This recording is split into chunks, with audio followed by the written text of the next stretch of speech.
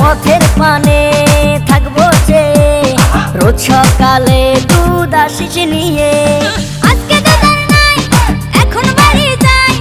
আজকে দুধ আর নাই, এখন বাড়ি যাই। মাকে গিয়ে বলবো দুধ ফেলে দিয়েছি।